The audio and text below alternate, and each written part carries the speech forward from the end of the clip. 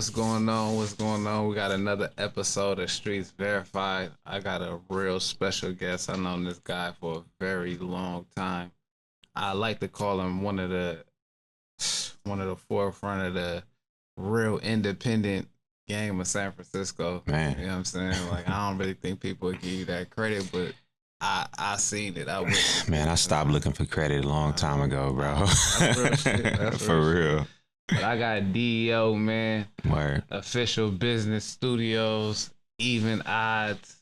I mean, shit, manager. I could go. It's a long list of extraordinary things this brother does. You know what I'm saying? But you know how you doing, bro? I'm good, man. Blessed.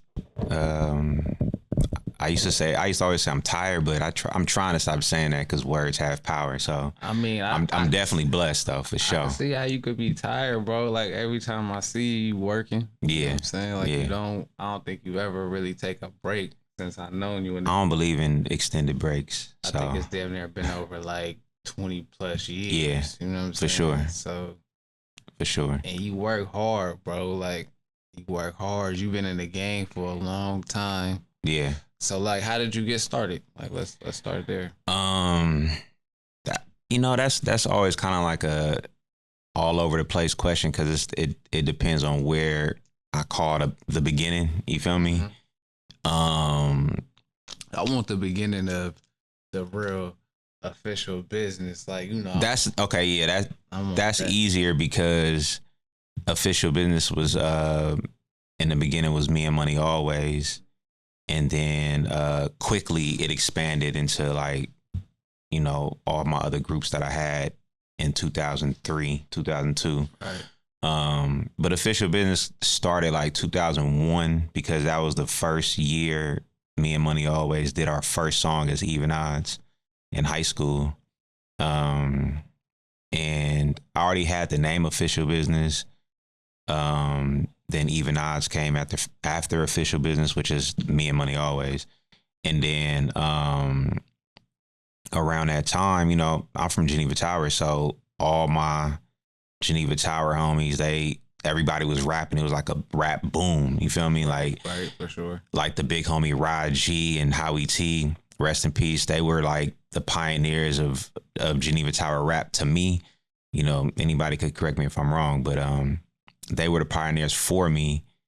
So I kind of just took a page out of their book, G-Man, you know what I'm saying, Critical Records. But looking at that, it made me like, okay, let me be the young nigga. Right. You feel me? Right. The young nigga that's speaking for that because early on, you know what I'm saying, like it wasn't no studios that would accept younger artists. Right. You feel me? So quickly I learned that, okay, let me get my own equipment. So I had bought an 8-track, a Korg digital 8-track. Y'all can look it up, Korg D.E.O. That was before Pro Tools, you know what I'm saying? But before that, it was the Tascam. It was the Tascam 4-track and record on the cassette tape. Right. You feel me? But I didn't have that.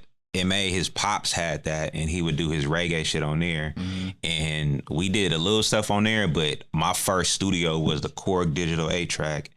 And I had a mic, and I was in my bedroom, and like all the homies would come to the house and just record. And like the boom was still going with the out of the backpack hustle, the shit that we kind of known for. You know what I'm saying? Right. So after you record like 20, 30 songs, it just like all the homies and this nigga on that song, that nigga on this song.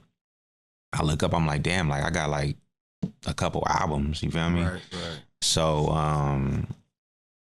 I did a compilation, The Officials, and that was like the birth of Official Business, the label, because pretty much like 90% of the artists that was on the Officials ended up being artists on Official Business afterwards. Okay. So that was the birth, pretty much, you feel me? Then after that, we, selling that CD kind of financed everything, bro. Mm-hmm. Like, I'm not a dumb nigga with my money, so like we always had like a mission. Like we was like, all right, we gonna sell this first 1,000, we gonna get a computer, and we heard about this program Pro Tools. You know what I'm saying? Like this was 2002, 2003. So we gonna save our money, get a computer and Pro Tools. We did that, and then just elevated from there, bro. You know what I'm saying? I mean, I feel like even though you just broke it down, I don't even think people really understand the like hand to hand combat. Nah, that you had to yeah, do to get that computer right. and that program Pro Tools. The shit wasn't cheap. Nah, in the beginning, Pro Tools, you know what I'm saying? Like, as a 18, 19-year-old kid, it was like, nigga had to spend a band on a computer. Right. A used computer at that, at CompUSA. Right. Real Frisco niggas know about CompUSA. Sure, it was on the corner on Market Street. For sure. It was a used computer, and then it was Pro Tools 5, like early Pro Tools. It was a D.E.O 1, you know what I'm saying? And that shit was like a couple bands, bro.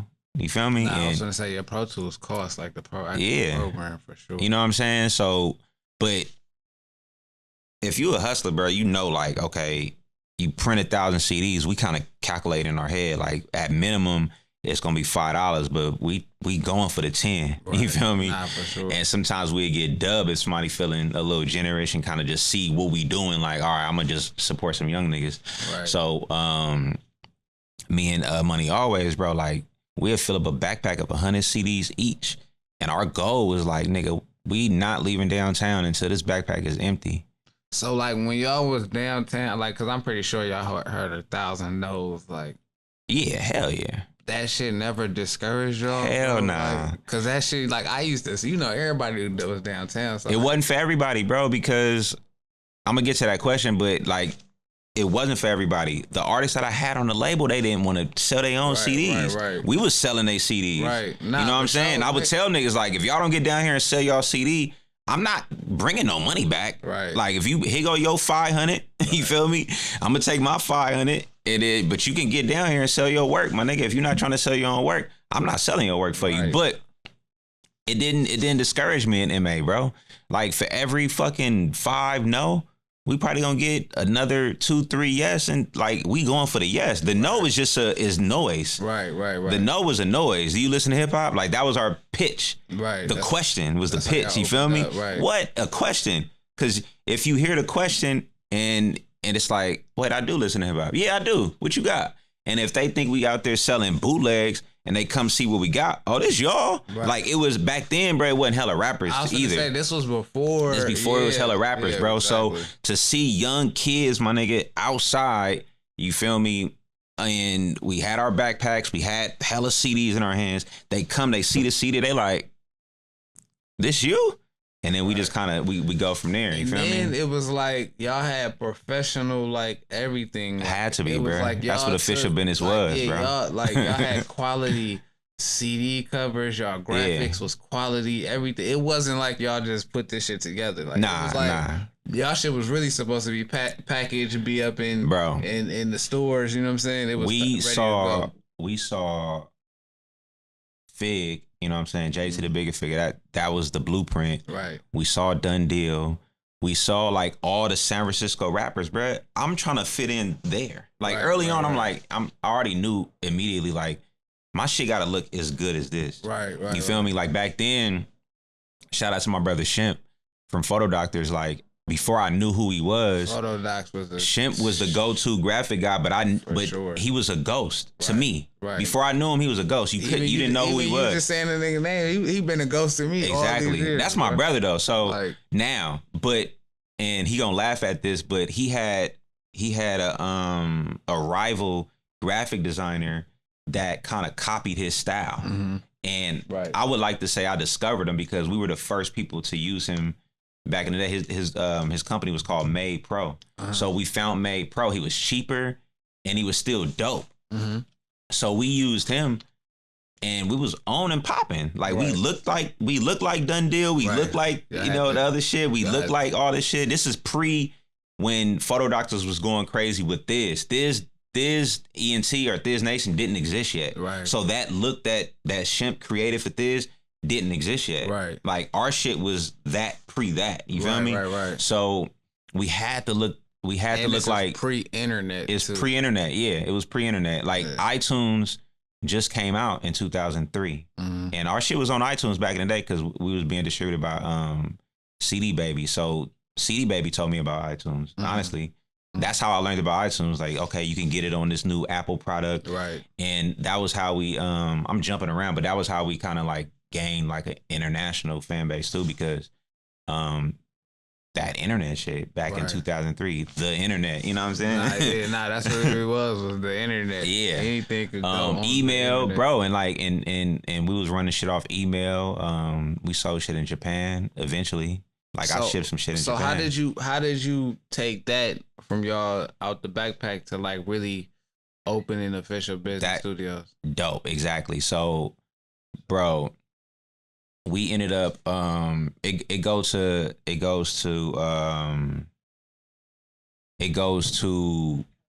a nigga knowing that, okay, we gotta upgrade. It was always upgrading, bro. So at this time when we still downtown, I'm in my mama's house. I'm in my mom's living room. We still trapping out my mom's house, basically. You feel me? Right. And this was like 2004. This was like towards the end of 2004.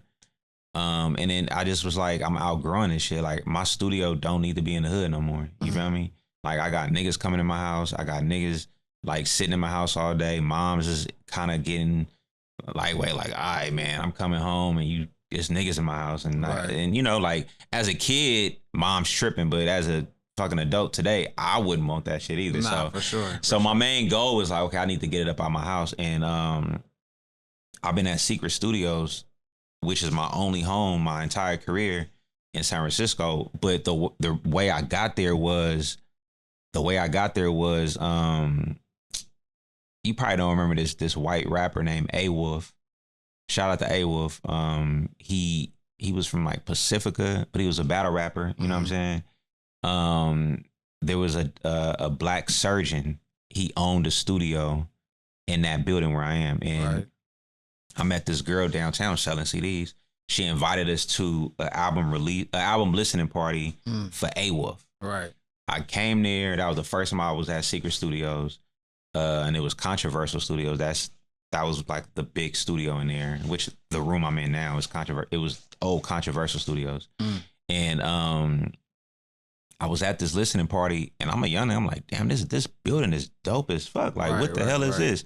So I'm going around asking like, how can I get a room in here? Right. You feel me?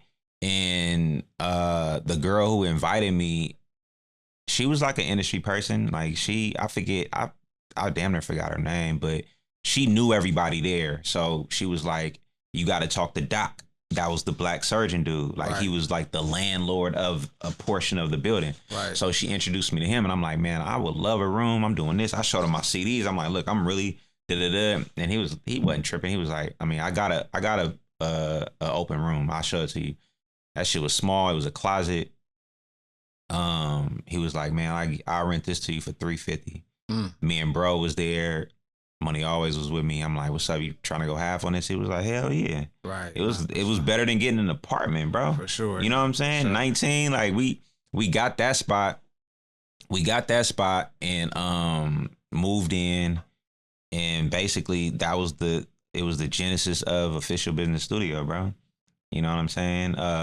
And we still was downtown now. Right. So another question you would probably ask is, how did I build my clientele? It was me being downtown, bro. The question, if I run into a rapper trying to sell him a CD, he listening to it, damn, this shit sound kind of dope. Where y'all record at? Right. You feel me? I'm like a walking advertisement. I'm like, shit, I did this at my own spot. Y'all got your own studio? Right. Like, yeah, pull up, come over here. Like, whoa. Nah, yeah.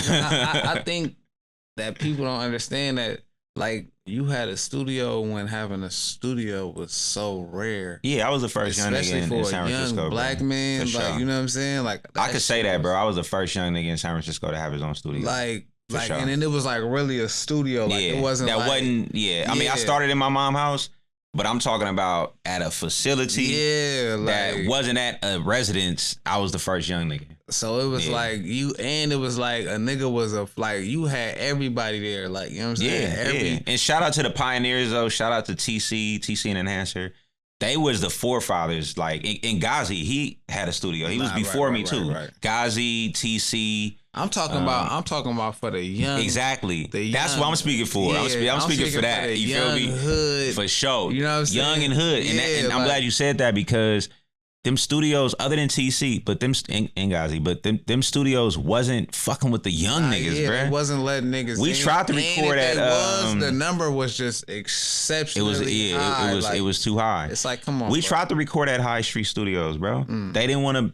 Like I recorded there before, but it was through somebody else. Right. Before I had my own shit, but when I tried to book my own studio, they didn't want to book no time with us. Nah, yeah. They was like overpricing. Right. Not over, but it was shit that we couldn't afford. You feel me? Yeah, shit you can't afford. So as soon as word got around that it was this other studio, man, like, and it was a nigga that's our age, and like, you feel me? It was that type of talk going around quick. Yeah. A nigga that's our age, he rap too, he doing his thing, and he ain't on no hating shit.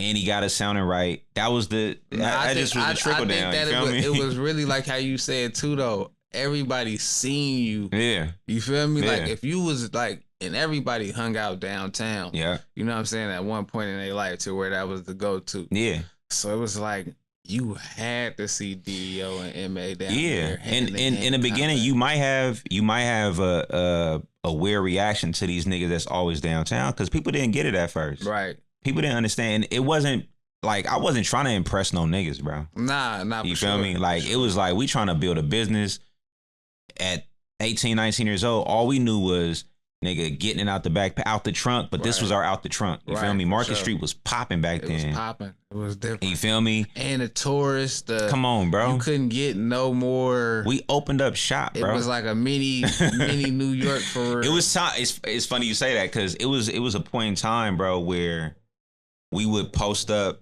in front of Old Navy, and we had our whole catalog out there. Like in New York, like on Canal or whatever, how they had all their mixtapes. Nigga, we had our whole catalog out there. Multiple titles, bro. Official Business ENT Presents. And they like, this all y'all shit? And y'all ain't had, and it was crazy, it was no competition. Nah, it wasn't. It was only y'all. Yeah. You know what I'm saying? Yeah. Like, it wasn't, like you said, niggas felt like they was too cool for that. So when y'all did this shit, and then to see how you progressed to the studio to even where you at right now, a nigga had a vision. You know what I'm saying? Yeah. It was a goal. I'm mad that we didn't have camera phones and then shit or wasn't documented. It ain't too much documentation of those days, bro. Like it's a video floating around. I think it's on the Even Odds page at MA down there, but that was like even that video was late and it didn't capture what was going on, bro. Like MA, he held on to that hustle for a little bit longer than I did.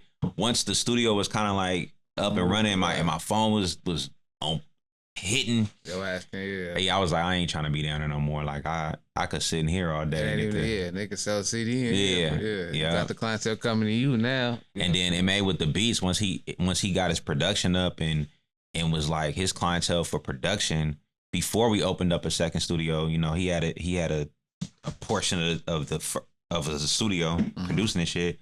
You know, and then my clients, I'm always like my brother make beats, so boop. Let's talk about that. So from the artists that you done had come through Official Business, what was like some of your biggest records that you feel like came out of that studio? I mean, I think the first like project that I was on that had me like, damn, like I'm kind of like doing my thing was I was fucking with the Goodfellas from the Backstreet's Mission. You feel me? They were doing hella projects though. Like Swindler's still doing this thing. Shout out to Swindler. But they had a project that they were doing with the Gamblers. I don't know if niggas remember the Gamblers. Telly Mac still doing this thing. Shout out to Telly Mac. But it was the Goodfellas Gamblers album. I mixed that. Then they did like a compilation, like a Chuck the Beat. It was this Russian dude who passed away named Chuck the Beast. And they did a compilation that was like in memorial for him. Right. And that had hella features and shit. So I'm like mixing records on that. And then around that time, me and it was this producer from the city, Maul Amazing.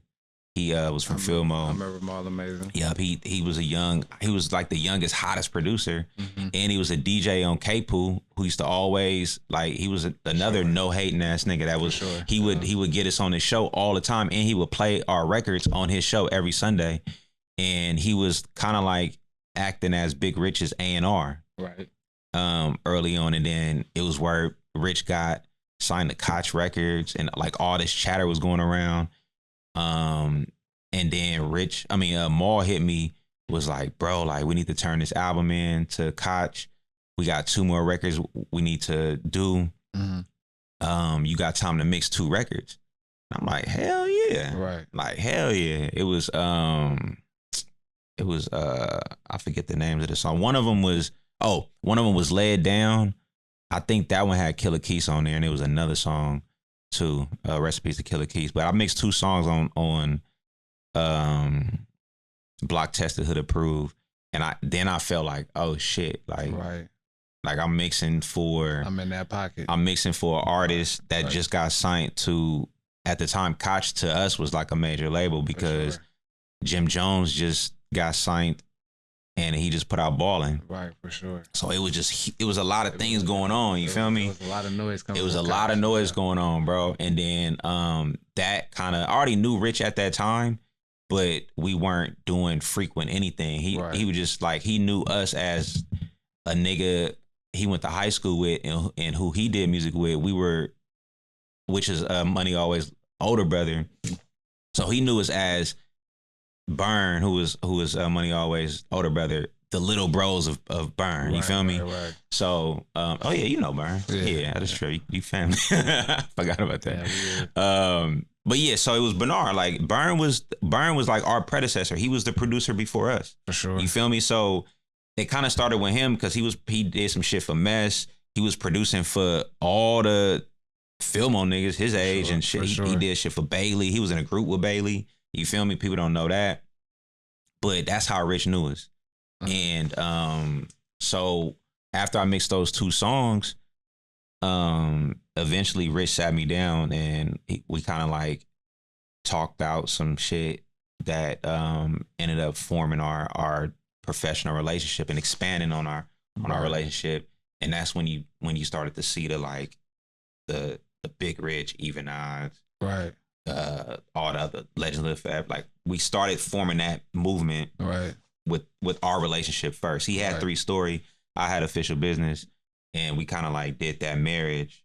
You feel me? And it was good. It was good when it lasted. You feel me? Nah, for sure. Yeah. I want to get to one of them, like investing in yourself. Like I feel like a lot of people gotta understand the investing in yourself process. Of the music business. Like I watched you guys. Like I want to say like y'all put like it was like 20K in the video. About the most we ever spent on a video was about like 14,000. This was back in the day too. But that was like for that MTV. Yeah. Well, no. That's so okay.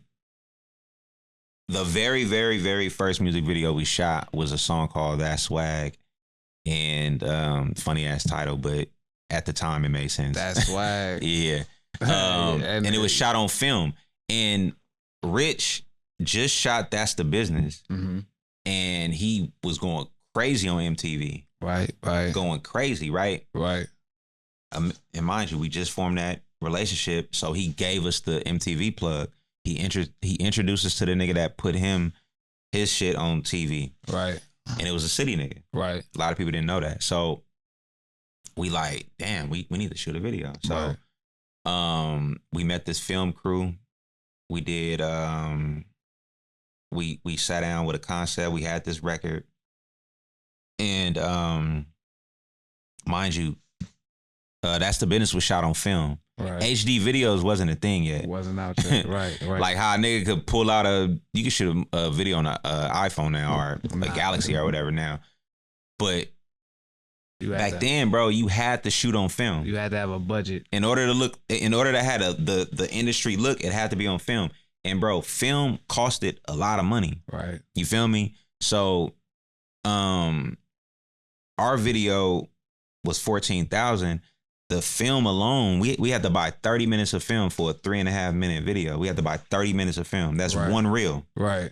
That alone was like 7,000 for the film. Damn. You feel me? And the production, the camera that the film go in, and it was a 2-day shoot. That shit was 14,000. So to spare you all that, and just a quick story, bro, we invested in that. Video came out dope as fuck, amazing, bro. Like if you go look at it, you'll see some familiar people in there. Big Rich was in there. Neil the Gift was in that video. Yeah. LaRon was in that video. He changed his name as King NTG. Yeah, he back killing it too. Sure. So he was in that video though. Hella people was in that video, right? We thinking we just did a masterpiece and we representing for where the Bay was at. You know what I'm saying? Kind of like the alternative, what was going on and shit. And we flew to New York, bro. We was out there for a week. And nigga, the plug at the time was saying he had the meeting set up, but he never had the meeting set up. So we flew out there, me and MA and another homie, we flew out there for a week. He had the plug for the MTV? To go meet with him. Mm-hmm. You feel me? He told us to just come out there. Like I introduced you to Tuma. He was the program director, Tuma. Right. And that nigga, we flew out there and he never had the meeting set up, bruh. And like the second to the last day, we on his helmet like, my nigga, you got us way out here in New York, nigga. This the other side of the country. We making the best of it though. Mind you, we young niggas in New York, so it was. I was gonna say y'all hand-to-hand combat for sure. We was in Times Square selling CDs. You feel me? We was fucking around in Jersey. I don't want to tell that story, but we was catting off one night and shit, woke up in Jersey. Let's just put it like that. Like, you feel me? It was many. We're gonna leave it right there. Yeah, it was many. But the second to the last night, he called us that night and was like, I need y'all downtown Manhattan. He gave us the address at 9 a.m. Y'all got the meeting. But you gotta remember, let's break it down though, to a nigga giving you the address and how you gotta get there. Yeah. Cause it ain't no putting it in your phone in the maps. Nigga, we Subway. But luckily enough though, I told you we stayed out there for a week. We was out there with a homegirl that we went to high school with. Okay. And she had a spot. Okay. And we knew she lived out there, and like me and May, we take advantage of our relationships. Yeah, so that was a relationship that we was like, yup, look, hey, we about to be out there. We need to crash on the couch, flow, whatever. For sure. But you know, she was like a real homegirl, so she opened her arms. You feel me? Kicked it. Her dude was there, like her dude had to get used to it. It was 3 niggas standing out, but it was, you know, it was all love though. You feel me? I'd have been like, hell. It was many. It was I ain't gonna lie, it was many. But like, hell but it ended up being cool. And she told us how to get to where we needed to go, right, to that office. So no, and look, the story get manier. We do that meeting, bro. We thought he watched the video. Mm-hmm. The homie lied and said, yeah, he seen the video. He never really watched the video. So the nigga said no to your video up to the video. He didn't play it. He didn't add it. He was like, I'm gonna pass on it. We was hurt, bro. We was sick, bro. For sure. What the fuck you had me fly here for? We out there for a week. We catting off. We spent all this money. I was gonna say wasting hella money, bruh. That video ended up on MySpace and YouTube the following year, because YouTube I think got started like the end of 2007. We shot that video in 2007, and YouTube first got started in 2007.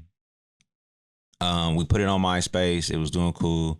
And that was it. $14,000 for a video to end up on MySpace, right? So you feel like let's break that down. Like, yeah. You feel like that was just a hit to the chest, or like it was experience? It was a blow, bro. I ain't gonna lie, but all my stories come full circle, right? So we did that. We learned from that, and but we still rocking, right? Right. We had this mixtape series called Respect the Hustle. Right. The first one we did like with no DJ. The second and third one we did with Juice, DJ Juice. Right. He's a DJ for Niner Empire now. Like amazing DJ. Shout out DJ Juice. Yep. So as soon as we get rocking with him, he introduces to the core DJs. He's like, yo, I'm a core DJ. And we like, what the fuck is a core DJ? He like, it's this whole group of DJs nationwide. They do this retreat every year. Right. This year is in New Orleans. Y'all should come fuck with me. Right. They used to have a big DJ pool too. Yeah, same shit. Yep, yep. So that was our first time going outside of the New York thing, but this was another type of thing. This was an agenda. Like, he was like, bro, y'all gonna meet people, y'all gonna da-da-da. A lot of my industry contacts now are people that I met from there in 2007 in New Orleans at the Core DJ Retreat. Feel me? So we go there. I met Willie Joe out there.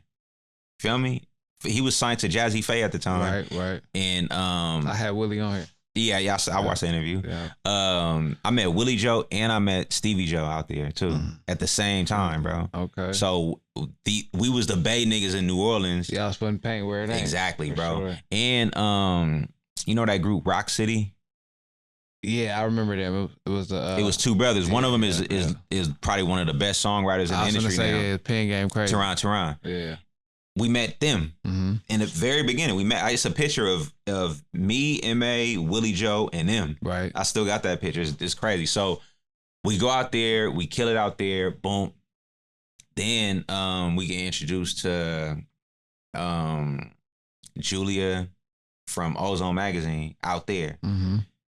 So now we know what Ozone Magazine is. You feel me? We go out there. Big Southern Magazine. Come on, bro. Now it's the Ozone Awards. Right. We go out there, we rocking all this shit. So the dude Tuma, who's the program director at MTV Jams, he's at all these things. He's at the Core DJ Retreat. He's at the Ozone Awards. He's at all these things. He's seeing us. Right. And he's African. He's like, oh my God, he's from the Bay. Like, so he's seeing us. Right. Now, fast forward to the Get Money All Day video. That video was on a Red Cam. We got introduced to the Red Cam. It was the first year the Red Cam came out. I remember that. It was these young kids that was shooting videos called Bruno Watts. And we saw a video that they shot for Irk the Jerk and Too Short called Plane in the Air. Nah, it wasn't even Plane in the Air. It was another video he had with Glasses Malone. We saw that video. I'm like, this video dope as fuck. Right. I hit Irk. Yo, who did that video? And he put me on to Bruno Watts. It was these two kids. Right. And they was shooting on the Red Cam. Right. And we had this song, Get Money All Day. That song was on the 415 SF Anthem album. Right. Right. And it was on one of our mixtapes, but it was on that album. And we was like, okay, let's shoot a video to this because SF Anthem going crazy. So let's shoot a follow-up to that, right? Right. So we shoot the video. We set it up because we thought the niggas that shot SF Anthem, who put that album out, we thought that they was gonna pay for it. Right. So we do all this planning and shit for them to be like, we're not gonna pay for that video. So we like, damn, like, you feel me? Right. But we ended up like, we had money at the time, so we was like, we just gonna pay for it ourselves. Because we saw a play. Right. MTV Jams is going crazy with SF Anthem right now. Right. It was big. You feel me? Sure. So me and bro, like, let's just shoot this video and try again with MTV Jams, right? And so that video was 7,000 because it was HD, Red Cam. It was digital Red Cam. You feel me? It was hella cheaper, but it was still expensive. Right. Especially back then. Ain't nobody spending 7,000 on a video today. No, nobody independent. You feel me? But that video was 7,000. That video got done. The same city nigga that's at MTV Jams, he's still in New York, but I don't think he worked for MTV Jams no more. But he's still out there. He still got the plug. Right. And then Tuma is rocking with us now. Like, he know us. So we come with another video, and it's like, y'all got a little bit of a relationship. Feel me? Yeah. And it had online buzz too because we put the trailer out. Niggas wasn't putting trailers out to music videos at the time. So we put a trailer out, and my nigga Q, rest in peace, at WorldStar, he took the video and put it at the top. At the top of WorldStar. We didn't pay for shit. Like, this was a nigga that I was talking to on AIM. Right. This WorldStar just was becoming a thing, and I was reaching out to him on AIM and everything, and we was talking directly to the owner. Right. His name was Q. Right. He passed away, but his name was Q. And he put the trailer at the top. That shit went viral on WorldStar. And that meant something back in the day. It meant something, bro. Yeah. So all of these things is happening, right? And then Tuma see the video, and then that nigga pushed the button on it, bro. He put it on. He put it like every time SF Anthem came on, he putting that shit on. He put our shit right behind it. Then a lot of other niggas was coming out with videos. Fab had hit me on Twitter. All these other type of, so whenever a Bay Area block would pop up, that shit came on.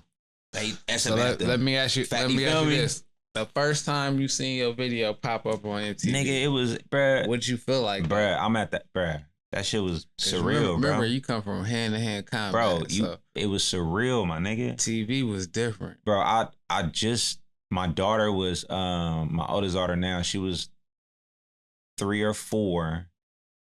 I'm still at the house, at mom's house.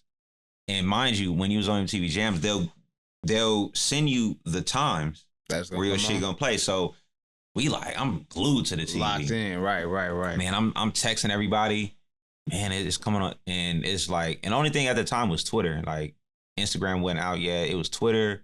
MySpace was going down. Facebook wasn't really like a thing yet, but Twitter. And Twitter, man, once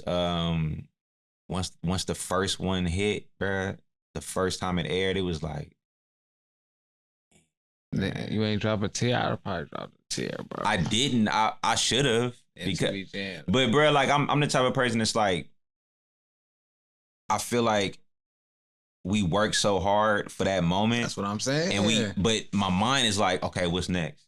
Okay, this is done. What's next? I'm already thinking about the next thing. I think that'd be our problem, especially that's 1000% our problem, in bro. the Bay too. Like, facts. We don't enjoy our moment. Nah, bro. This is a fact, bro. Like we always think, like, we think ahead. Of course, everybody want to, what's next, but sometimes like this shit may never happen again. Yes, you know what I'm saying? 1000%. So you gotta really dwell in that for a minute and appreciate that. Yeah, like, and today at 40, I learned that. You know what I'm saying? But back then, I wasn't even 25 yet, bro. And just being a young nigga and like. Cause remember too, can't too many Bay artists say they was on MTV. Nah, not at all. You feel me? Not so at all. Right, that and then came like Young Lot was around that time. He had the record with D.E.O. Yeah, like it was a movement. Nah, that's what I'm saying. It wasn't too many that got that. So when y'all got that, it was like, you know what I'm saying? It pushed y'all to the conversation. The problem though was. Technology wasn't in our favor yet, bro. Like digital distribution wasn't really the focus. We still was okay. We could still sell CDs. Now we could say we're on MTV, but in these times we could have created a whole viral moment at that, but it wasn't nothing to be viral with. Nah, that's you feel me? Yeah, it wasn't nothing to a platform to really. Come on, bro. Nah, that's real. And that's what I always say. Like we just was kind of like the ultimate hustlers in a weird time in the music industry. That was in that independent Bay state to where it was hard to get out of that. Like, I feel like the Bay realm, like especially in the early 2000s, it was hard to knock down that door. It was hard as fuck, bro. To become, it was hard as fuck because, Empire wasn't even a thing yet. Exactly. Like Empire wasn't a thing. I didn't understand what CD Baby was really doing. You feel me? Ghazi was just at In Grooves, and I didn't even understand what that meant. Right. You feel me? Like he signed us to In Grooves, but we didn't know what that meant. Right. You feel me? Like he was an employee at this company, and he was just getting his catalog up. Right. And he didn't really have time to sit and like teach us the game. So let me ask you this one question about Empire, because this is a San Francisco-based company. Yeah, 1000%. So, what do you think is a legacy of Empire for the Bay? I don't even think they made their legacy yet. I think him opening up that building that's about to open up. I seen that on the news. That's legacy making right there. Right. You feel me? Even though Empire just made 15 years this year, I think the building that's about to open up, and what that means to Ghazi's imprint, our footprint in the city, right? That's separating himself from everything that came before him, and I think that's like one of the biggest moves. Like I just was telling Believe, like I always wish I had a building. You feel me? Not that big, right? Not like One Montgomery. That's crazy big. That's crazy. But like having your own building, like it's like having your own studio. You know what I'm saying? Like I thought that my little 20 square foot room was something, you feel me? Yeah. And him having that big ass building that used to be a bank, that's insane, bro. That's legacy. Yeah. You feel me? Nah, for sure. I feel like he does a lot for San Francisco. Yeah. Like I feel like the things he's doing, yeah, like especially that building, like when I seen that on the news, like I was Like, yeah, like that space is crazy. Like, yeah. you know what I'm saying? So you knowing him from, the beginning of his journey. He used to print our CDs. Did He was the guy we would call when we needed to print our mixtapes. So that lets you know that it's possible to get, Bro, you know what I'm saying? Me and Gazi used to talk like for hours, bro. When I used to go pick up like a box that he printed, because we didn't stay too far from each other at the time, and I would go to his spot, his condo, but we'd sit and chop it up, bro. And he would literally tell us, stop printing. He's printing our CDs, but he's saying, bro, stop printing CDs. This is not the thing no more. Everything is going here. Right. But we didn't know that. It's like, bro, telling somebody to stop selling crack. That crack's still selling. For sure. You know what I'm saying? Like our crack was still selling. For sure. Our mixtapes was still selling. Like we stack up, but 50 CDs. We getting these gone. It's like he's seen the future. What? He foreseen what he was always like that. He was always forward thinking. And as kids, we just was like, even just slow to kind of pick up on the game that he would give us. He would give us game, bro. He would because he was, when we was at all those conferences and shit, he would be there too. Right. He would be there too, and he would just tell us like, bro, like y'all need to be doing this. Y'all can be doing this. And we still had the artist jacket on. Right. Even though we were producers, we had hits. We produced for other people, hits for other people.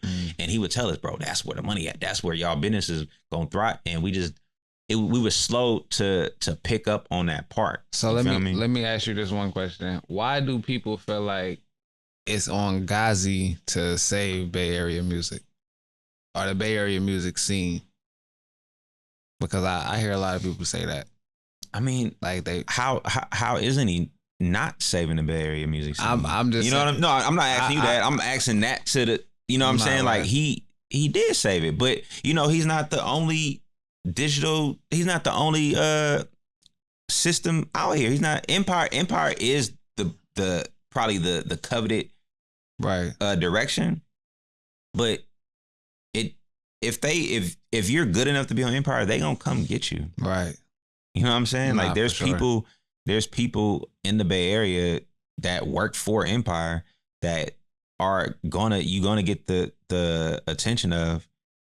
And you'll probably get that call. Right. You know what I'm saying? And if not, then it don't mean it's over. It don't mean it's over. It's people that, man, Larry June was on DistroKid, bro. A lot of people don't know that he was on DistroKid. Then he got a Warner Brothers deal.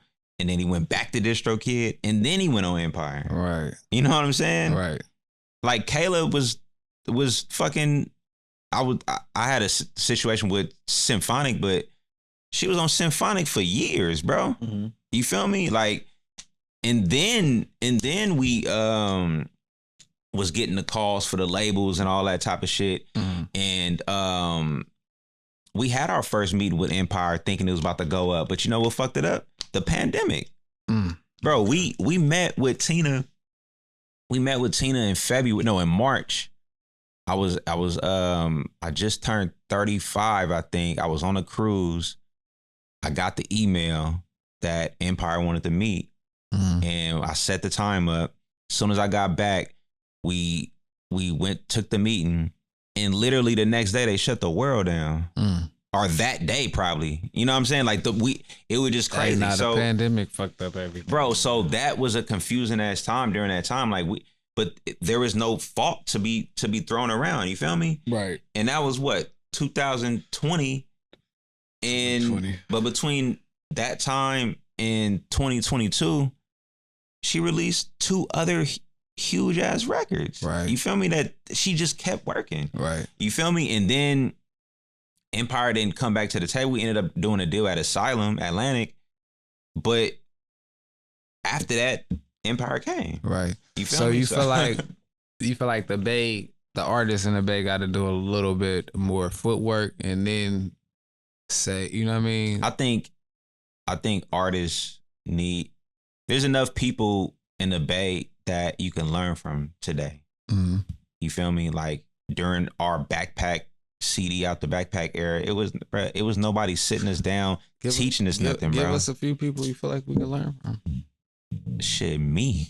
type shit. But it's people like myself, PK, Stretch. You know, Stretch is like fucking Yoda to me, bro. Like that nigga is always one phone call away from me, and I hella appreciate that. You feel me?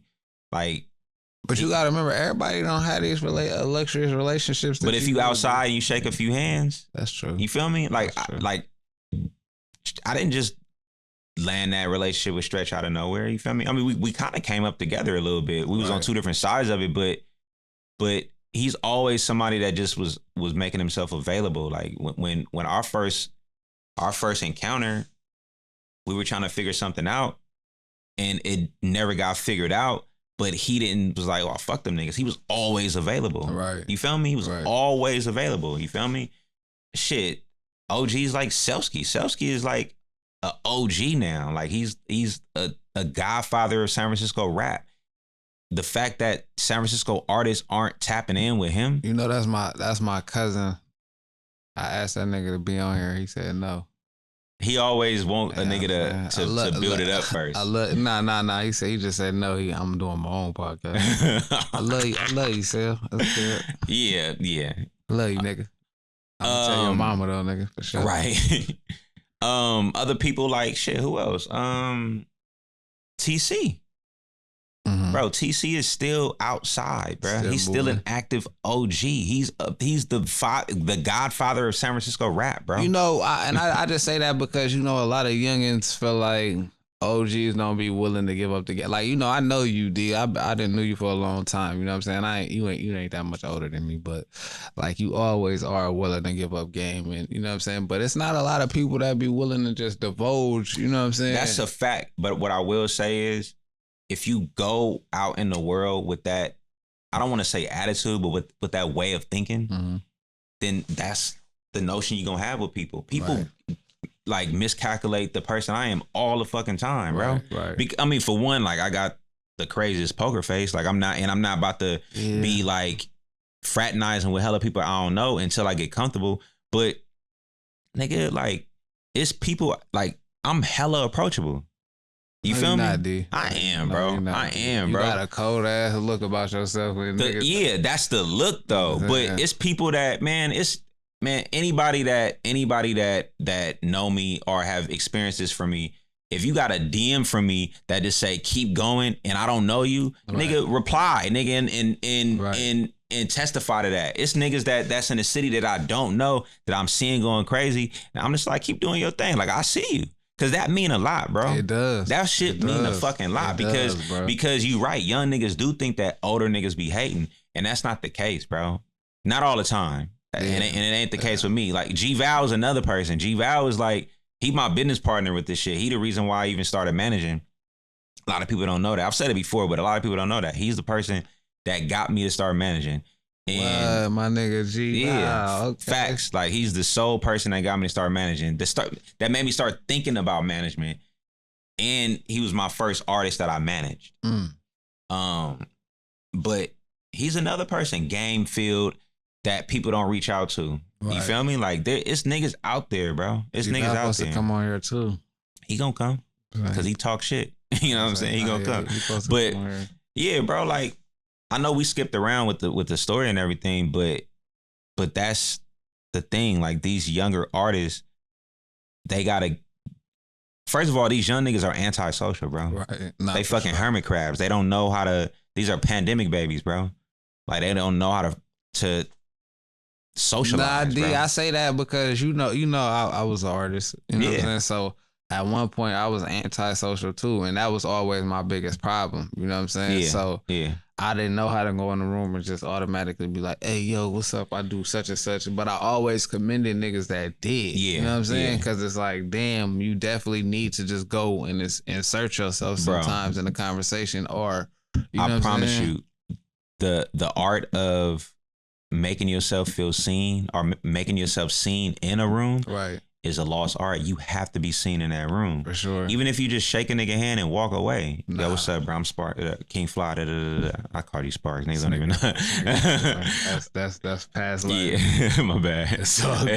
But yeah, like just walk up, shake it. Oh, what do you do? Bro, I be in rooms that, bro, I be feeling like I don't belong in. I got a tech company. Right. I be at tech industry mixers and shit, hella people that don't look like me, dressed like this. You feel me? When other people are in their suits and everything, I'm walking up, introduce, like, my nigga, I'm trying to do what you, no, I ain't gonna say it like that, but, I'm D.E.O. I'm from San Francisco, born and raised. I have a startup too. I would love to learn from you. I would learn it. I didn't have meetings with billionaires. I didn't forge relationships with founders of huge tech companies, big investors of companies like Pandora, all because I walk in the room and I'm myself, bro. Right. And we talking about your app Tracked Out. Yeah. Tracked Out is always my baby, you feel me? And you know, that was just because I saw a problem in the industry that I'm in and I love, which is the recording industry, and I wanted to solve the problem. So Tracked Out I'm in the middle of revamping it right now. And yeah, it's still something that I'm passionate about. You feel me? Nah, that's dope. Yeah. Got your hands in everything. Yeah. So let's get back into the managing though. Yeah. So what artists are you managing at this moment? I mean, right now, if any. Right now, you know, I was managing Kayla the entire time. Shout out. Whether people don't know it or not, but you know, me and her, you know, like we did some monumental things. You feel me? Like, for sure. Crazy shit. Yeah, you feel me? Nah, big shit. But as of right now, I started a new label, Pipeline Music Group, with my business partner, Justin Sweeney, out in New York. And it was new for me. I feel like official business is always my baby. Right. It's how I came in the game, but I felt like I needed to do something different. Right. You know what I'm saying? Like, I didn't want to like go into this new phase that I'm in with the same jersey on. You feel me? I feel like I needed to put the number 45 on right quick. You feel me? Okay. And do something different. And Pipeline Music Group, bro, we signed 6 artists. Rio 900, Jordan Kyle, J. Armand, Shamey out in Nigeria. She's Not Jade. Nigeria. Baby Lana. So those are 6 artists that are officially signed to Pipeline Music Group. They all active artists. They all releasing music. They all dope as fuck. You know what I'm saying? Rio 900 killing it right now. We were just out in Atlanta moving around with Willie Joe. Willie Joe, yeah. He opened a lot of doors for us out there and made us feel welcome. Gearing up for his new project. Willie Joe is dope. I ain't gonna lie. It's my guy, bro. I really fuck with bro. It's my guy. It's my guy. I'm hella proud of him. Nah, for sure. And he was our era of rapper. He was a rapper and he knew, okay, let me utilize my network and make this pivot. Everybody don't know how to make that pivot. You feel me? You gotta know how to pivot, man. Yeah. But yeah, we gearing up to drop Rio 900 project. Jordan Kyle, we gonna start his rollout at the top of 2026. He a dope artist. I seen Jordan Kyle's amazing, bro. He was on Official Business. So he was like an original, like, newer artist that I signed on Official Business. Right.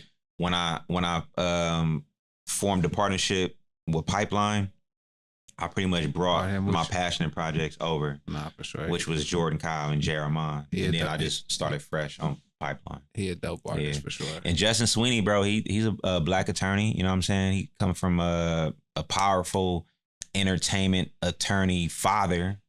You feel me? His father is a juggernaut in entertainment law. You know, if you just Google Ron Sweeney, you know what I'm saying? That's the legend right there. He was he ran a lot of those New York labels like Murder Inc. He was Irv Gotti's lawyer. I feel like I heard that name. Yeah, he was Irv Gotti's lawyer. He was a lot of people. He got Anita Baker her master's back a few years ago. Okay, like, he's a powerful black attorney. Bless his heart. His son Justin Sweeney, you know what I'm saying? He's right up under him, and he's a good dude, amazing dude, bro. And I first met him when I brought him on for Kayla, for her lawyer, her legal stuff.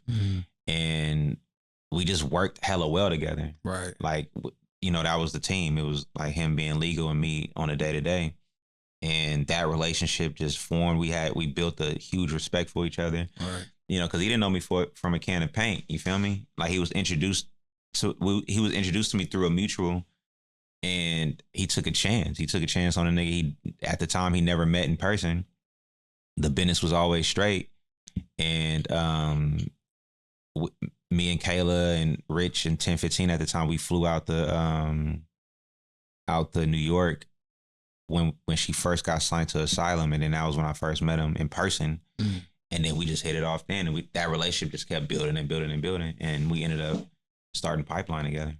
Nah, that's fire. So as far as management, you know, like, nah, you want bigger. Yeah, man. Like the management is cool.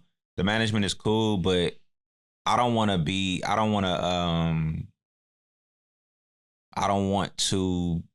a part of somebody. What? People say managing is like babysitting. It is babysitting. But not in a bad way. I don't want to say that in a bad way, because you can get a good artist that the babysitting ain't bad. You just need to make sure that everything is organized and you keep the money coming in, and you know, like you present plans and you help that artist execute their plans. Right. You feel me? So the babysitting thing is not always a bad word, but it's a lot, bro. Like you gotta be on point. You gotta be available for this artist at whenever. You feel me? You can't have no pride with this shit, bro. Like I was a rapper, bro. The most egotistical job probably in the world. So how was you able to take your pride out of it? And bro, it was G-Val, bro. It was like managing G-Val in the beginning was easy, and it was just like he was a nigga that always respected me on the artist side. He used to come to our shows, bro. He was just, I don't want to say he was a fan, but he was a supporter. Right. Like he was a huge supporter in what we were doing. He was always showing up to our shows, to our events and everything. And he was a client in the studio. Right. And as our relationship was building and everything, he made that proposition. I told him no hella times. I was like, I ain't trying to manage nobody. Yeah, you know what I'm saying? I think you told me no too. Yeah, yeah, I remember that conversation. I told him no hella times, and then it was a point in time where I just knew that I was getting ready to back up from the rap shit. One, because the Lil Dicky shit happened, and that was going crazy. Nigga just threw that in there. We ain't even gonna bypass that. But it was around that time. It was around that same time, and I was like running the Money Always business as a producer. Right. And I think it was just the perfect storm. So when he asked me again, it made more sense. And then it was like, all right, let's do it. And so to the question of how do I get out of that rapper mode to be humble enough to serve, because that's what I do now. I just serve artists, bro. Right. That's the mentality I got myself into. Like when it was me and G, it was like G-Val's the star. He's the artist. He needs to be comfortable in his job. Right. Nigga, I'm gonna go get the water. Right. Nigga, I'm gonna go, you feel me? Like, right. I'm gonna go run. D, can you go run? Yeah, like, yeah. You go, you relax, my nigga. You got a show. You got to get on stage in 20 minutes, nigga. Relax, bro. Right. Let me go do this. You feel me? Same with Kayla. Like you don't have to, I'm gonna go run and do that. I'm gonna go, because you as the artist needs to feel comfortable. Right. You feel me? Like if you want to go do it, go ahead. Nah, I just had a conversation with somebody, and we was talking about that, just the pride of the Bay Area. You know, a lot of people don't know how to take themselves out of that ego, take the ego out of it. You know what I'm saying? And support what's going right now. You know what I mean? What's working? I think that's a different conversation, but a more important conversation, supporting what's going right now, because you got a lot of group of people that do the same thing, but one of those people is dope in that. Or one of those people is catching attraction. Right. I'm a believer of everything should stop, and we gonna focus on right and lock in. Yeah. Just like Nelly and the Saint Lunatics. 1,000%. You know what I'm saying? Lock in on that, 1,000%. And then we'll figure everything else out later once we got the ball rolling. Let it just get in the door. Yeah, but I feel like that'd be our biggest problem out here is everybody want to run through the door at the same time. Yeah, and it goes back to seeking information too. Like, there's been a lot of movements in the Bay, and they all turned out the same way. It's the same story. They don't never see their full potential. Like, you know what I'm saying? But the way technology is today. But why? Before you say that, but why do you think don't reach our full potential, or the artists out here don't. Like a couple do. It's lack of knowledge, bro. And like everybody say, man, you got to get out of the Bay. I don't believe that, bro. I strongly don't believe that, bro. Me and Ghazi say this all the time. Whenever we get a chance to chop it up, he always be like, man, you the only people that didn't leave. Like Empire could open up shop anywhere in the world. They can go to, bro. They could open up a Nashville home office right now. I think they do got a Nashville office, but they can uproot their office in San Francisco and just move anywhere. LA, Nashville, New York, anywhere, bro. But the home, he just invested $25 million into staying in San Francisco. Right. You feel me? If that's not an investment in the Bay Area, I don't know what is. You feel me? But back to your question, bro, like it's lack of knowledge, bro. Like people, these movements crumble, or they fizzle out, or the fallout happens because when conflict arises amongst either friends or business partners or anything like that, there isn't a precedent of an example of how to get through the conflict and keep the business going. You feel me? That's real. Money always was my friend, but he was my first business partner, bro. Like, yeah, we argued.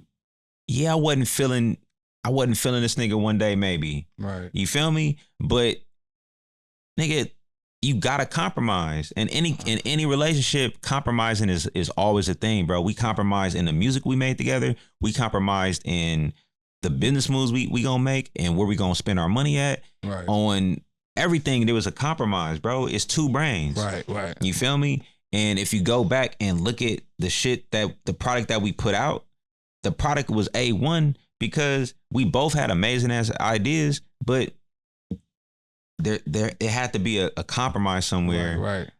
To where we both agreed on. And in this forward progress, right. we didn't fall out for 3 months and now there's nothing happening. Like, nah, nigga, let's argue until we get to the bottom of this shit. Right. You feel me? And if we respect each other, we gonna figure this out, bro. Argument ain't nothing, man. You can argue at the top of our lungs right now, my nigga. I'm gonna still respect you, bro. Right. For sure. I just think that it's a maturity thing. A lot of people from the beginning of our time to now, a lot of people would go viral or they would have moments at an early ass age and then just don't know. Right. You feel me? So when these conflicts happen, they don't know how to get through it because they never had to deal with anything like that. You feel me? And I'm trying my best not to use specific examples. I already know. But it's so many examples, bro. I know exactly. It's so many examples, bro. Like, and I don't want to disrespect nobody, but bro, it's been so many times where we had the ball and fumbled it. Yeah. And you look at it, you look at things, you're like, damn, them niggas about to go. They out of here. Yeah. And then something happened internally, and then it's nothing now. Yeah. You feel me? Like, but if you look at all the Bay Area artists that have gone and broke through that glass ceiling, that Bay Area glass ceiling, her, Sweetie, G-Eazy, you know what I'm saying? Like June. You feel me? Like the Burner. These are people that take control of their business and just know how to communicate when it comes to business, bro. Like you have to know it's communication. Everything is like communication. But like, just to play devil's advocate, please. Most of all those artists took off somewhere else. June didn't take off out here. Her didn't take off out here. G-Eazy for sure didn't take off out here. I would say G-Eazy took off out here. His music? Yeah, his first viral record it featured J.N. I feel like everything come back. Well, we can say G-Eazy. I feel like everything. Kalani, I was thinking about Kalani too. Kalani for sure. Kalani took off out here. Kalani for sure. You know what I'm saying? But I'm just saying for like a rapper standpoint, like I feel like most of the time, if you go and I say, I say Larry because I know, bro. Yeah, of course. You feel me? Same. So you gotta go. Like I watched him go outside of the region to tap in, but he came back home too and bridged the gap. You know what I'm saying? With the record he did with OG and Sue. You remember that record? Yeah, I mixed that record. Exactly. So that record right there, like I felt like he was bridging the gap between his southern fan base and out here. Yeah, but that's not him getting popping elsewhere. Remember, I told you got to know how to use your relationships. Right. Larry is a relationship guy. Got great relationships. Sure. He got amazing relationships, and he utilizes his relationships to a T. You feel me? For sure. Now, the pride in other people, they don't know how to ask for shit. They don't know how to get the no. Yo, you think you could drop a verse on it? You might get a yes from somebody. You might get you feel me? That's real. Bro, like, get the no. The no, that always been my problem. You know that. Bro, I want the no because now I know where to not go now. That's real. You feel me? Real. If I got a list of 50 people that I'm trying to holler at about something specific, let's just say with Tracked Out, I got a list of 50 people I'm trying to get an investment from. Mm-hmm. I'm going through that list, bro. Pitching. I got a pitch meeting tomorrow, bro. You feel me? I'm doing it to get I would love for you to say yes. Right. But if you tell me no, then I might say, okay, what do you need to see in order for you to feel comfortable with doing business with me? Right. Then you learn. You feel me? Like right. if you don't want to be that person that you learn that you're open to learn, right, then you never gonna get that. Never you feel me? Progress, right. Bro, it's so many prideful ass niggas in the Bay, bro. Nah, that's real. It's too many prideful ass niggas in the Bay, real. Bro. And then it click later.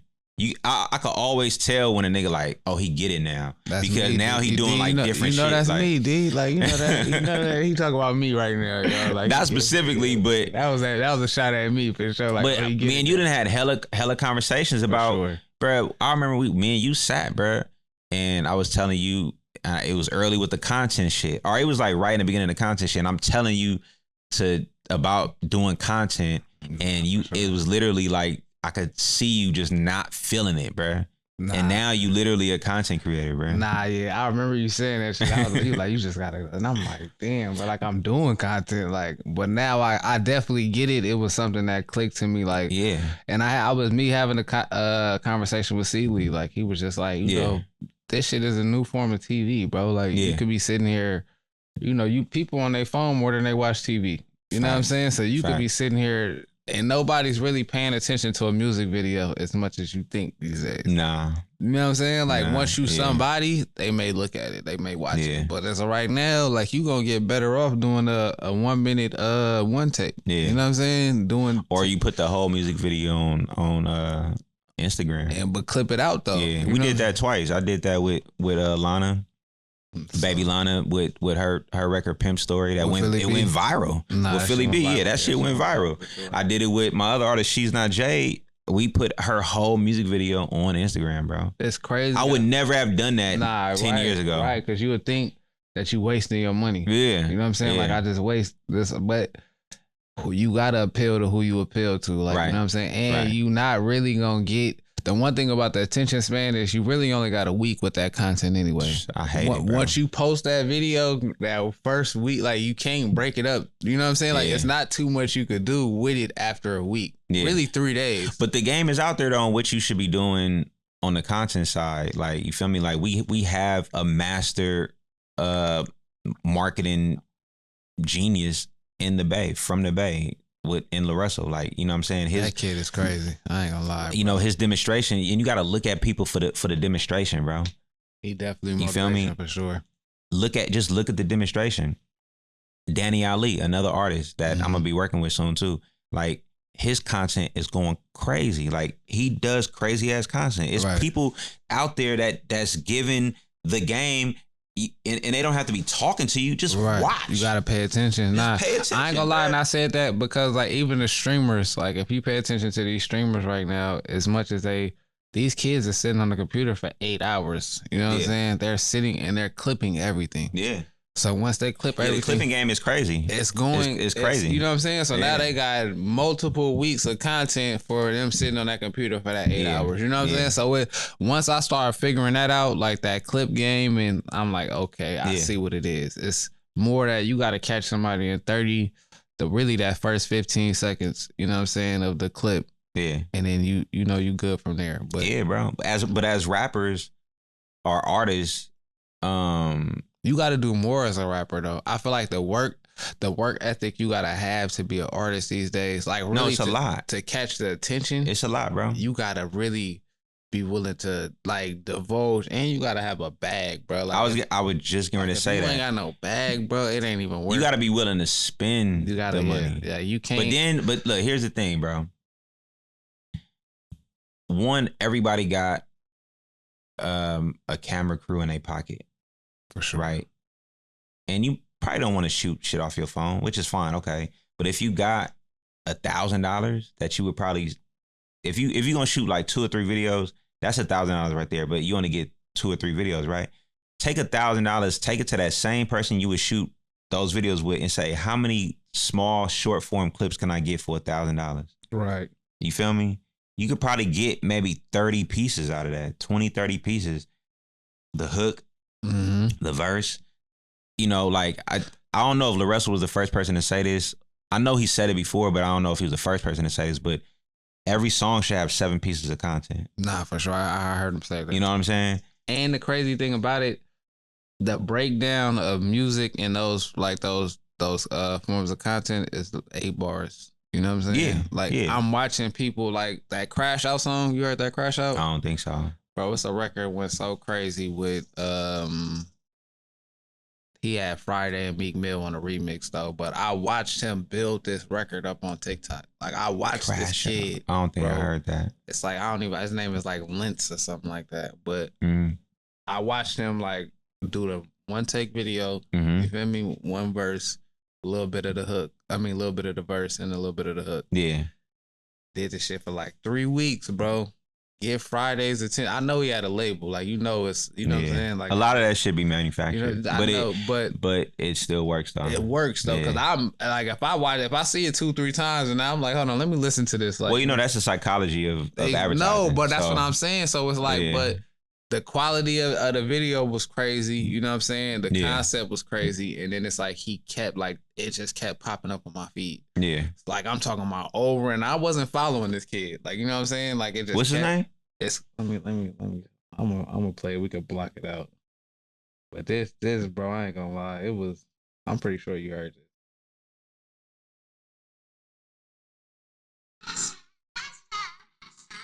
You wanna hear the song? And what's his name? His name is like Litz.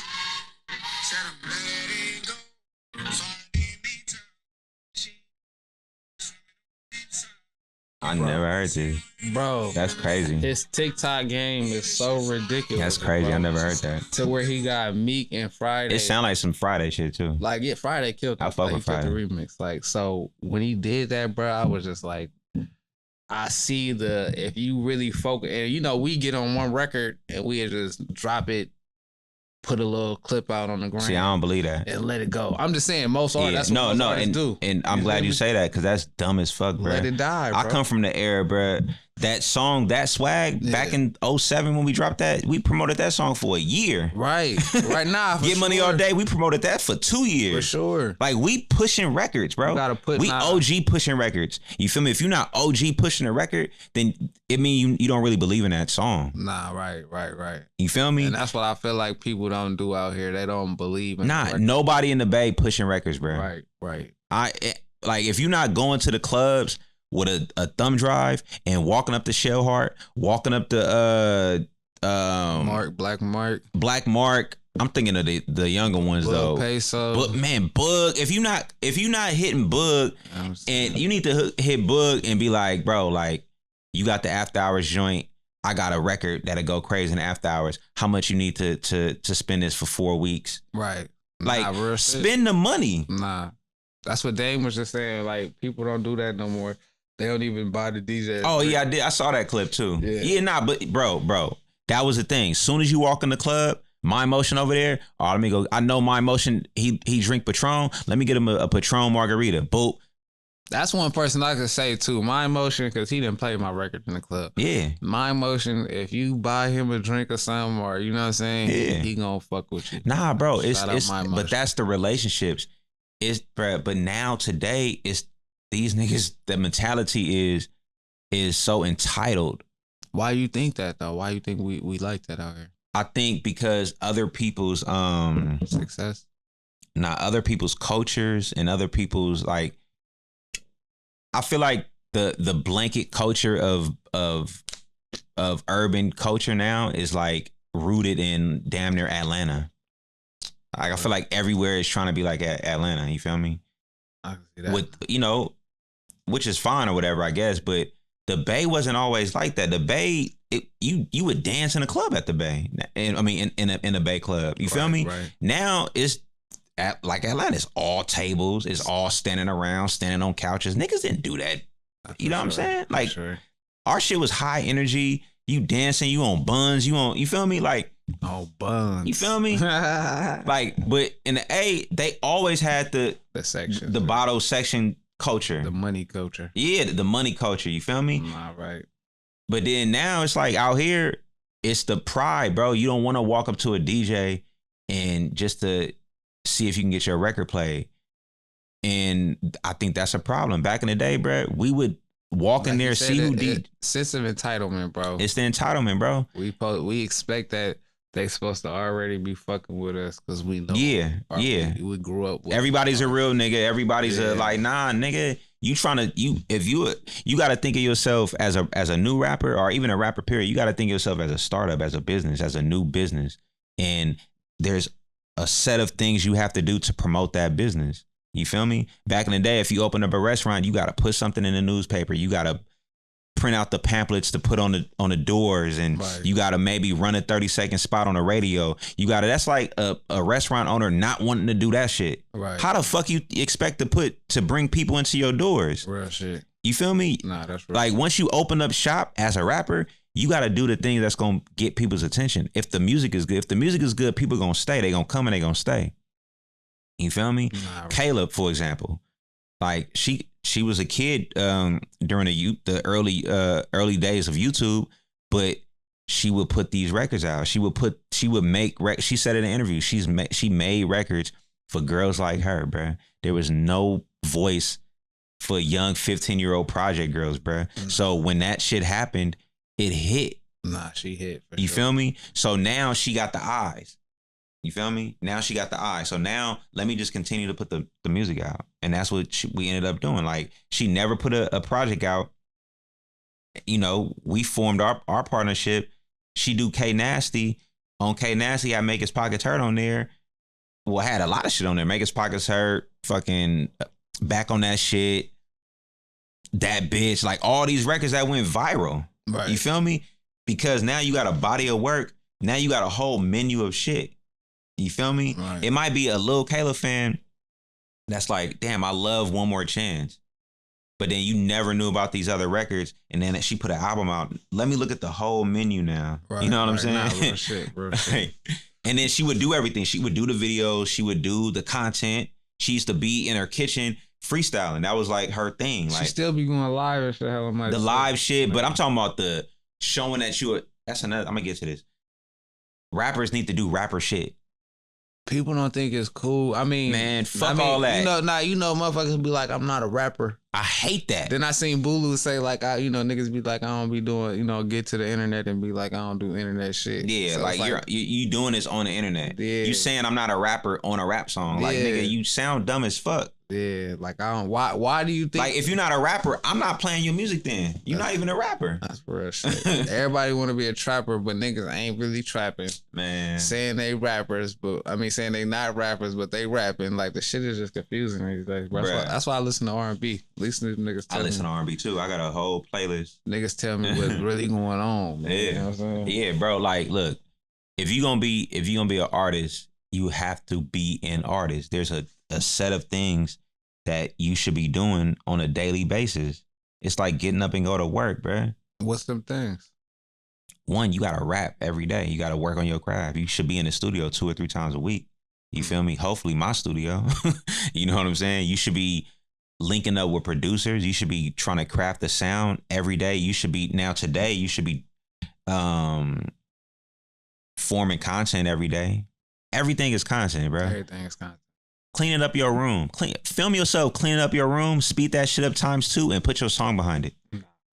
You feel me? That's content. Everything is content. And then you ain't even doing nothing out of the norm. You clean your room up every day. You make your bed up every day. Film yourself doing that shit and put your song behind it. And I just told a nigga that somebody gonna watch it. Bro, I just told somebody that yesterday.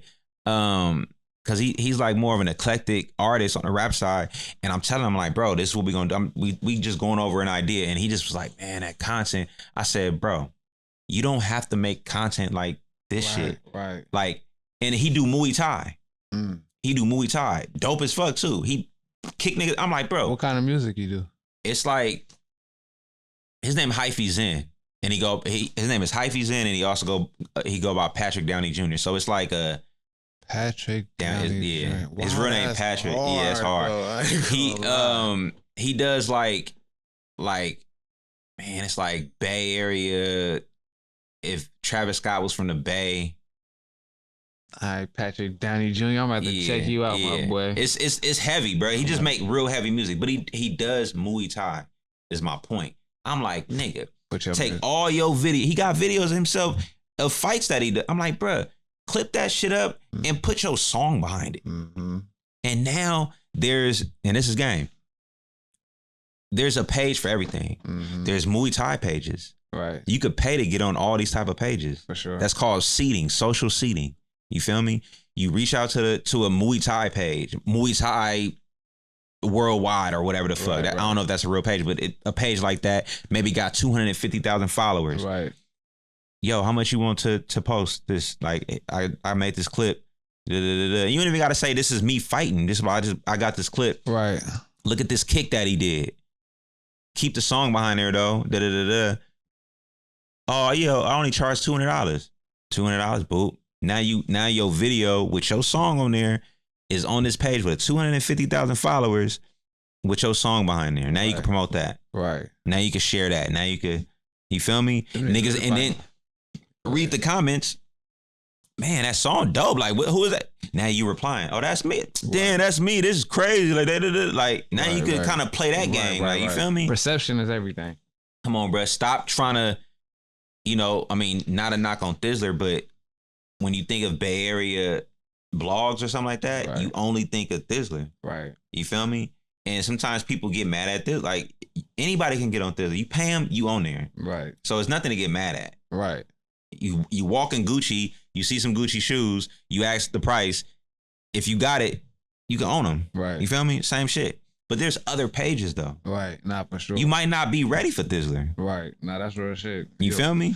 And you gotta understand, don't waste your money on something you're not ready for. Bro. Your quality, like, if you need to be spending that type of money. Man, I'll tell you this, bro. I told you we used to get posted on World Star for free. I remember when they went up to 300. I'm like, 300 ain't bad. Like, shit. So like our next video, we paid the 300. Right. Feel me? And it did well on there. All right. But then nigga, they went up to 800. I'm like, damn. Then they got up again. Yeah, then they went up to, I think, 1,000. I think at one point it was like 1,500 for a post. I think they like 2,500 now. Like, well, and it's like, nah, I'm cool. You feel me?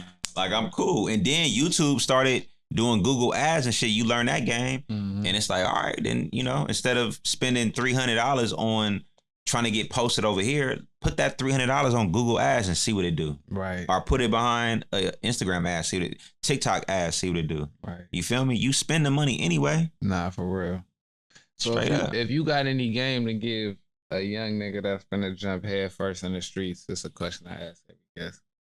Let's say 15, 16. What would you say to them? In the streets? In the streets. Oh, nigga. In the streets verified. Yeah, I mean, everybody got their reasons. You feel me? And I get these young niggas in my studio. You feel me? And for sure. I listen. I be an old nigga fly on the wall and I just listen. And then I find the one nigga that's probably like the one I know that's gonna listen. Mm-hmm.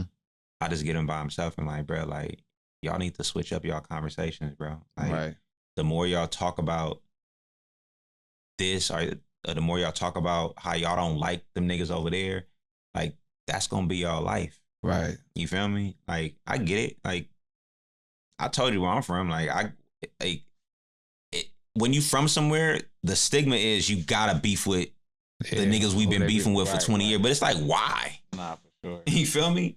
And mind you, I get it, bro. Like, I get it. I got friends that got murdered. You feel me? Like, we all done been there. We all done been there in a situation where we feel like, nigga, fuck them niggas. But bro, I'm 40, my nigga. I got 3 daughters, bro. And I know niggas that didn't get to see their daughter graduate high school. Feel me? I know niggas that didn't graduate high school for getting murdered or getting locked up. And like, I just tell them, like, bro, you don't like that. You don't want that, bro. I like freedom, bro. Right. That was my thing. I love money and freedom, bro. You feel me? Like 2 things of love. And if you love those things too, try not to do things that's gonna interrupt the things you love. You feel me? Think about the things you love, not the things you hate. Right. If you always thinking about the things you hate, that's what's gonna consume your life. You feel me? Like, I hate the police. I don't consume my life thinking about them. So I'm not about to be doing things that's gonna get them to focus on me. Right. You know what I'm saying? Like, and if I do get pulled over, I ain't about to be antagonizing the situation. Like, I'm trying to shorten this fucking encounter as quick as possible. Let me get up out of here. You feel me? I'm trying to make it home. You feel me? But what would I tell that 15-year-old? It's like, I think that's a loaded question, because I would just have a conversation about, like, what do they know in their life that was lost, or who do you know that was lost in your family, or what, like, whether to who lost their life or lost their freedom, and ask them, like, bro, like, do you want that? Right. You know what I'm saying? Like, a lot of young niggas don't get asked the right questions. They only get told shit. Right. You gotta, like, certain people, you kind of gotta let them answer these questions themselves. You feel me? That's what I do with my kids. Like, you just ask them the right questions, and then it'll click on them. Like, do you want to be in jail? Right.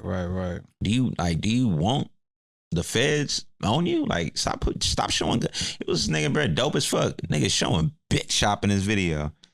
These just props, nigga. Feds ain't stupid. Police ain't stupid, my nigga. Like, you feel me? Like, stop showing guns in your video. Stop, because that's attracting attention. You feel me? Stop making op music. You feel me? Like, stop making op music, because that's gonna always draw the attention to the op shit. Right. You feel me? I tell, man, it was some young, I'm telling you, I'm thinking of a specific group of young niggas that I'm fucking with right now. They spent the whole session talking about bitches. Didn't make one song about a bitch. That's how I be. You feel me? Like, when you was doing your thing, bro, y'all made songs about women, bro. Y'all made records for women, bro. Nah, that's what that's what we were trying to get. Yeah, bro. When we was making records, bro, I wasn't trying to be in a room. We wanted women at our shows. We wanted females to show up. I didn't want to rap on stage in front of a group of niggas, bro. Nah, I did not want that. You feel me? For sure. That was not our goal. We wanted women there, because niggas fuck parties up. That's a fact. You feel me? That's a fact. So let them know where they can find you at, D. D.E.O 415, pretty much everywhere. Again, shout out Jordan Kyle, shout out Rio 900, Baby Lana, J Armand, She's Not Jade, Shamey, shout out ROD, shout out Ugly Marco, and Far From London, my 2 crazy dope ass producers. My niggas, bro, like, they hard as fuck. We got records for y'all. Shout out City P. We going crazy with the writing. Man. And I'm out here. I'm approachable. Aside from what this nigga said, I'm approachable. You could DM me. You feel me? You got questions, bro. Cool. You know what I'm saying? Like, I answer shit, bro. Like, look, I can talk your ear out, but look, I sat on the phone with this artist for maybe like an hour. I did not know her. I just seen that she was doing shit, and I just tapped in. And I just asked the question, like, what's your plans for this? And then she told me her plans, and it was a red flag for me. And I thought she was about to waste her money. So I said, call me. Right. And then I just sat on the phone. I said, what's making you make this decision? And she told me, I said, look, I don't know you. You don't know me. But from my experience, the money that you're willing to spend might be better served over here. I don't know if she took that advice, but that's all I wanted to say. And if she did take the advice, then cool. You know what I'm saying? At least she know that, okay, it was a nigga that didn't want. I told her out the gate, I'm like, I didn't want nothing.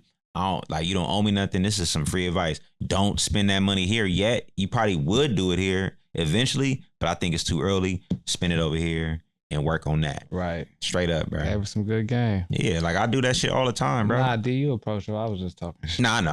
I do that shit all the time. Like my homie King Tahoe, he an R&B singer. I put him on to my nigga Nucci threw a show with Adrian Marcel and a couple other people I forget, but King Tahoe is an artist, R&B artist from the Bay that's working his ass off right now, bro. And I just threw him a lob. I said, I hit my nigga Nucci like, bro, you got room? It's an R&B. It ain't that many R&B artists in the Bay right now. Right. Like nigga, like put my nigga King Tahoe, and he did, bro, and he killed it. It definitely ain't a lot of R&B. It ain't. It need to be. And if y'all out there, show me, tag me, because I want to see some dope ass R&B right now. Nah, for sure. For real. For sure. Yeah. Nah, man, I appreciate you for pulling up, man. Yeah, man. Yeah, you know I'm saying? It's another episode of Streets Verified. I got my boy D.E.O. I'm proud of you too, though, bro. I appreciate I don't know if something clicked or what spawned this idea, but I think podcasts and conversations in the Bay, it's not enough of them. And you doing your thing, bro. I'm for real. Trying to get it together. I appreciate that. Since high school. Coming from the big dog, man. I appreciate that. For sure. Yeah, bro knew me since I was high school. Since I was a young fat kid. Appreciate you, man. Another episode of Streets Verified, man. We out. Yeah. FLY. Hey, bitch, cause a young nigga fly.